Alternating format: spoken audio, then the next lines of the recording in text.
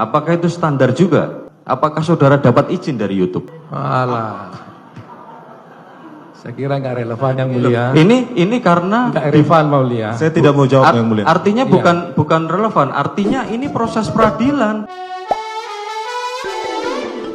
Hola netizen yang tercinta, kembali lagi di kasus Jessica ya teman-teman sekalian. Kita terus kawal, oke? Jangan biarkan kasus ini tenggelam begitu saja. Oke, di video ini kita bahas mengenai persidangan di tahun 2016 lalu, di mana akhir-akhir ini banyak muncul potongan-potongan persidangan Jessica yang cukup menguras kesabaran. Salah satunya potongan video persidangan yang satu ini. Dalam videonya, para jaksa penuntut umum mempertanyakan sumber data yang digunakan oleh saksi ahli, di mana saksi ahli ini menyebut salah satu sumber datanya berasal dari YouTube. Dengan tegas dan penuh semangat, jaksa satu ini mempertanyakan sumber data yang berasal dari YouTube. Oke, kita simak potongan video itu ya. Harap tenang dan tahan emosinya ya teman-teman. Saudara tadi menjelaskan sesuai dengan tadi disampaikan penasihat hukum, mengambil data-data tadi dari beberapa stasiun televisi. Ya. Nah, tadi permintaannya adalah surat resmi ya. Tadi kalau penasihat hukum tadi kami catat bahwa permintaan terhadap data itu adalah surat resmi kepada media TV dan itu disampaikan kepada saudara. Ya. Nah, tadi saudara jelaskan tadi bahwa saudara juga mengambil dari YouTube. Ya. Mengambil dari YouTube. Nah, dari YouTube itu gimana prosesnya, saudara? Begini, kita mengambil dari YouTube sebagai data tambahan, data pembanding. Apakah konsistensi pergerakan yang kita curigai sebagai tampering ada di 4 sumber tersebut, Kompas TV, TV One, ITV, dan YouTube. Tapi artinya dari YouTube itu menjadi bahan saudara juga? Intinya konsisten yang kita amati. Iya, artinya bahan yang diambil dari YouTube itu bahan yang menjadi saudara kajian juga? Sebagai pembanding. Iya, pembanding, tapi menjadi bahan kajian. Iya, 3 utama, 1 pembanding. Iya, jadi bahan kajian kan?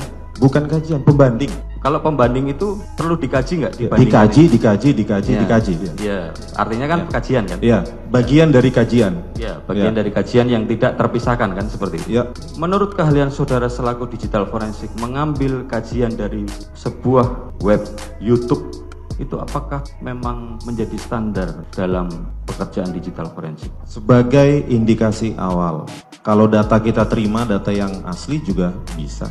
Bukan, maksud saya yang tadi diambil itu apakah menjadi dugaan awal kan tadi? Nah, itu menjadi standar nggak, standar dalam pemeriksaan digital forensik? Ya, jika data primer tidak kita dapatkan, data sekunder bisa kita jadikan sebagai materi untuk kajian awal. Terkait dengan tadi kajian-kajian data dari media, dari YouTube, apakah data-data yang saudara kaji sebagai dugaan awal? Karena tadi kalau menurut saudara dugaan awal, tapi ketika tadi kami beberapa catat kepada pertanyaan penasihat hukum seperti sudah semi kesimpulan, saya nggak bilang kesimpulan, tapi semi kesimpulan seperti tangannya seperti ini gitu. Tapi nanti bisa kita uji. Artinya seperti ini. Tadi saudara bilang itu merupakan bahan kajian dari pihak TV dan lain sebagainya, dari YouTube sebagai bahan kajian. Saya mau tanya, kualitas video yang saudara analisa sebagai bahan kajian, apakah tidak pernah ada distorsi? Kenapa pertanyaan yang sama tidak ditanyakan? Apakah kualitas dalam flash disk sama dengan di sini? Bukan. Bentar Pak, ini kaitannya dengan distorsi. Saya jangan dipotong. Nah, apa yang ada di dalam flash disk itu memiliki format MP4 dan API, itu distorsi. Jadi apa yang ada dalam flash disk juga versi distorsi dari apa yang ada dalam DVR. Ya, pertanyaan saya bukan seperti itu. Pertanyaan saya dari kajian saudara dari data yang diminta kepada beberapa stasiun TV dan beberapa tadi YouTube yang saudara tadi kaji, itu apakah itu tidak mempengaruhi ada distorsi? Ya, sama dengan apa yang ada dalam flash disk. Pertanyaannya itu sama, distorsi juga. Distorsi. Nah, dengan distorsi itu apakah berpengaruh terhadap kajian yang saudara sampaikan? Tidak signifikan karena kita temukan konsistensi. Tidak signifikan? Iya. Artinya? Artinya apa yang kita ketemukan, kejanggalan pergerakan yang kita temukan ada di 4 bahan yang kita uji. Ada konsistensi. Ya. Dari mana saudara bisa mengetahui itu ada konsistensi sementara di situ ada distorsi? Dari yang kita tunjukkan tadi. Itu yang kita tunjukkan tadi. Iya, artinya kan dari video yang saudara peroleh dari stasiun TV, kalau itu mungkin memang permintaan resmi, memang siaran yang di ini kami. Tapi kalau dari YouTube, dari mana saudara bisa tahu YouTube itu sebagai pembanding, Pak. Di tiga sumber itu sudah konsisten. Tapi tadi saudara jelaskan sebagai kajian. Ya, sebagai kajian untuk Ya, membanding. artinya kajian itu outputnya menjadi Jangan hasil disimpulkan dong, ini. jangan disimpulkan. Jangan artinya, jangan begitu. Tanya aja. Loh, Kalau artinya itu disimpulkan, itu kesimpulan. ya oke. Mungkin seperti ini pertanyaannya. Apakah dari YouTube tadi yang saudara sampaikan, ya kan? Kan tadi saya bilang itu ada distorsi, saudara cerita, ya kan? Nah, distorsi itu berpengaruh tidak terhadap analisa saudara? Tanpa data dari YouTube pun kita telah temukan konsistensi di 3 file dari Tapi stasiun kenapa TV. saudara harus pakai YouTube? Ingin tahu? Oh, ingin tahu. Ya. Apakah itu standar juga? Apakah saudara dapat izin dari YouTube? Alah. Saya kira nggak relevan yang mulia. Ini karena Nggak relevan mulia. Saya tidak mau jawab yang mulia. Artinya Iya. bukan relevan. Artinya ini proses peradilan yang perolehannya juga harus resmi. Kopinya campur apa? Itu. Jadi saya tadinya yang Sebentar, itu siapa yang bilang itu campur apa? Jessica. Jessica ngomong Iya. kepada saudara. Iya. Itu Coba didengar ulang sekali ada lagi. banyak orang kok di situ. Coba ulangi sekali lagi. Jessica ngomong bagaimana? Jessica ngomongnya ini kopinya kalian campur apa? Oh, Ya, saya jujur aja, saya sebagai penanggung jawab bar di situ ya saya kesinggung ya. Karena selama ini nggak pernah ada yang komplain masalah kopi. Separah-parahnya komplain itu nggak bikin orang sampai kejang-kejang. Gitu loh. ketika Jessica ngomong ini campur kopi apa, dia nadanya dia, raut wajahnya Jessica di situ marah atau biasa-biasa saja? Kalau ekspresinya sih nggak terlalu marah, cuman agak ketus. Agak ketus aja Cetus, ngomongnya. Iya, cetus. agak ketus aja gitu. Jadi saudara agak tersinggung. Iya, saya tersinggung jujur. Jadi dia nggak tahu apa yang dia harus lakuin sampai saya minta dia untuk telepon keluarganya. Karena saya tanya sama Jessica, dia nggak tahu sama sekali nomor telepon keluarganya. Hani bilang dia tahu nomor suaminya. Jadi dia sibuk telepon suaminya, mungkin beberapa kali nggak diangkat apa gimana. Tapi dia sambil pegang handphone, sambil pegang Mirna. Dia panik, dia bingung mau ngapain. Bingung ya? Iya. Sedangkan si Jessica saudara perhatikan apa peranan dia setelah itu? Dia diem aja, nggak ngapa-ngapain. Ya itu yang saya bingung, kok dia yang punya teman, kok kita yang sibuk gitu, kita yang malah lebih panik daripada dia. Harusnya dia yang lebih panik dari kita. Oh begitu. Nah ini akhirnya inilah yang mau kita angkat di persidangan ini. Nah, gimana nih menurut netizen yang maha benar? Silahkan berkomentar ya. Hai good people, ini jujur good people kalau menyaksikan video ini 7 tahun yang lalu, ya mungkin good people bisa ngelihat ya di video ini muncul lagi di FYP.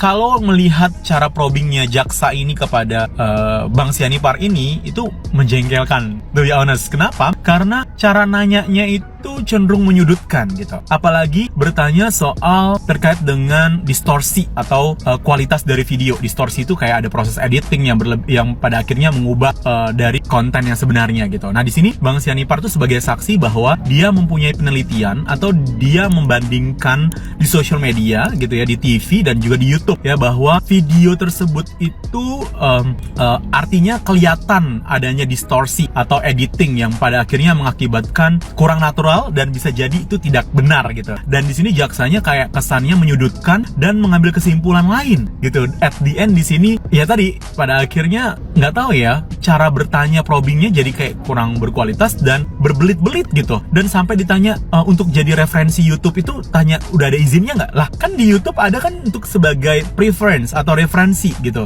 Jadi it's okay sih, nggak masalah gitu kalau itu jadi referensi kita untuk menguatkan bahwa video ini itu sudah ada distorsi gitu. Jadi harus berminat dulu mata, baru kau nggak salah, kayak gitu maksudnya. Capek-capek kuliah S3, kalah sama insting hanya karena botol. Itu asumsi saya. Asumsi itu paling benar. Data-data saintifik yang dikeluarkan oleh para ahli tidak ada gunanya. Mulai sekarang kalian aku kasih informasi nanti bagaimana bisa oplas di Korea. Karena katanya si Jessica bunuh si Mirna karena si Jessica jelek, Mirna cantik.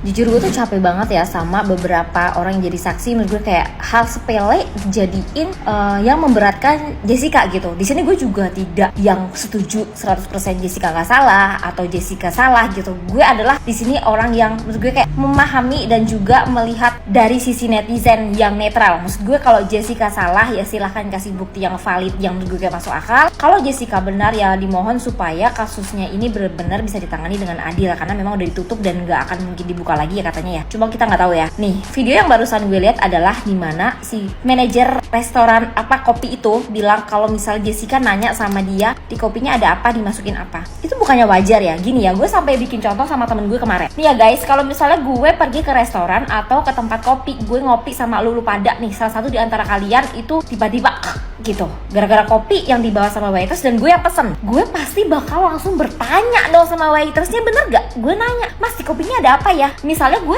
ke Starbucks nih beliin temen gue kopi, gue kan kadang suka ke Starbucks juga, temen gue titip dong kopi gitu kan, gue bawain kopi yang gue bawa tiba-tiba diminum sama temen gue, terus tiba-tiba temen gue gitu, gue bakal nanya dong sama waitersnya, ya nggak sih mas kok temen gue gini, tadi di kopinya ada apa ya, ada kandungan apa ya? Iya dong. Soal panik yang dia bilang katanya temen-temennya yang satunya lagi tuh panik banget, sementara Jessica tuh tenang. Tahu nggak sih kalau kita tuh punya bahasa tubuh kita yang masing-masing, ngerti nggak? Gue adalah tipe orang yang kalau ngelihat sesuatu yang mengerikan di depan gue, bukan yang gue bisa langsung tiba-tiba panik, teriak, bingung. Nggak, gue adalah tipe yang diem, mencerna, dan yang kayak bengong. Karena ini pernah terjadi, dimana gue pagi-pagi mau berangkat kerja, waktu itu gue diboncengin motor sama kakak gue, tiba-tiba di depan gue adalah ada mayat yang tergeletak di jalan, dia habis ketabrak bus kalau nggak salah, waktu itu bus masih ada Kopaja, daerah Jakarta Selatan, dan ditutupi pakai koran. Gue bukan tipe yang langsung nggak, gue yang bengong, mencerna, sampai yang gue kayak bingung mau ngapain. Gue adalah tipe yang seperti itu. Di luar yang kata Jessica adalah psikopat, ada beberapa orang yang memang tipenya seperti itu. Ketika ngelihat kejadian yang mengerikan, yang bikin kita shock, itu justru kita shocknya tuh diem, ngerti gak sih? Mungkin emang kalian nggak ada yang nggak begitu? Gue rasa ada kok yang begitu. Gue ini begitu, maksudnya gue memang orangnya tuh heboh ya, gue tuh heboh. Tapi kalau gue ngeliat sesuatu yang lebih kayak mengerikan, kecelakaan, bahkan mungkin pembunuhan depan gue bisa kayak matung.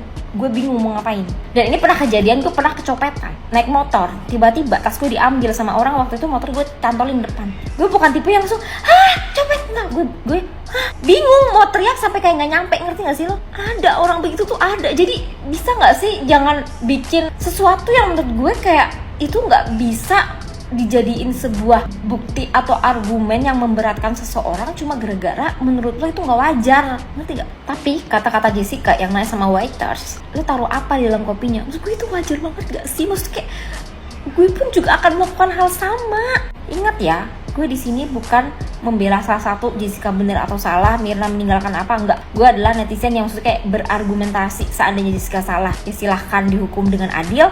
Kalau seandainya Jessica benar, silahkan diusut kembali dan dengan adil juga.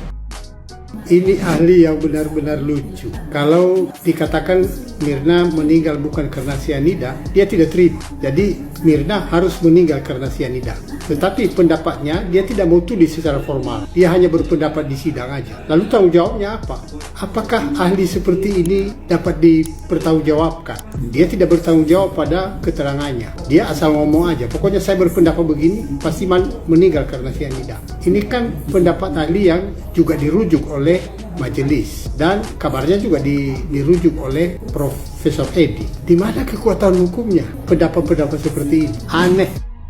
Setuju Pak Gatot Susilo, masyarakat sudah bingung. Ada yang katakan ahli si Mirna tidak kena sianida. Ada ahli profesor juga mengatakan dia positif kena sianida. Jadi masyarakat ini dibuat jadi nggak waras.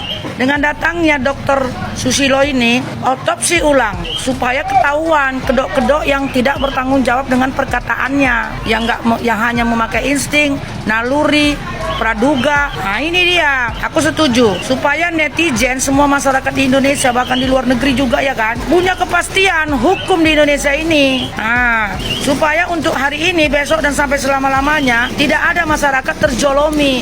Karena banyak kali kulihat Terjolomi masyarakat yang nggak punya cuan. Yang salah dibenarkan, yang benar disalahkan. Memang kayak gitu juga kata dokter, kata Profesor Edward sana ya kan, yang jago kali berhayal, yang jago kali berilusinasi. Yang salah dibenarkan, yang benar disalahkan, itu katanya. Jadi aku nggak ngerti. Kepingin kali aku udah sekolah hukum ini biar ngerti, biar kuajarkan semuanya profesor-profesor dan para ahli ini. Biar jangan hanya mementingkan cuan, tapi mementingkan hukum benar-benar ditegakkan dengan seadil-adilnya. Iya kan we? Cocok kalian rasa? Buat para hakim, lain kali sebelum mengambil keputusan dibaca ulang ya bukunya. Karena berdasarkan pasal 183 Kitab Undang-Undang Hukum Acara Pidana, hakim tidak boleh menjatuhkan pidana kepada seseorang kecuali apabila dengan sekurang-kurangnya 2 alat bukti yang sah. Tetapi dalam kasus Jessica Myrna, justru keyakinan hakim itulah yang lebih diutamakan dibandingkan 2 alat bukti tersebut. Gimana ceritanya seseorang bisa dihukum hanya berdasarkan feeling pribadi tanpa adanya barang bukti yang konkret? Bahkan di otopsi aja enggak, ya gimana bisa tahu penyebab kematiannya?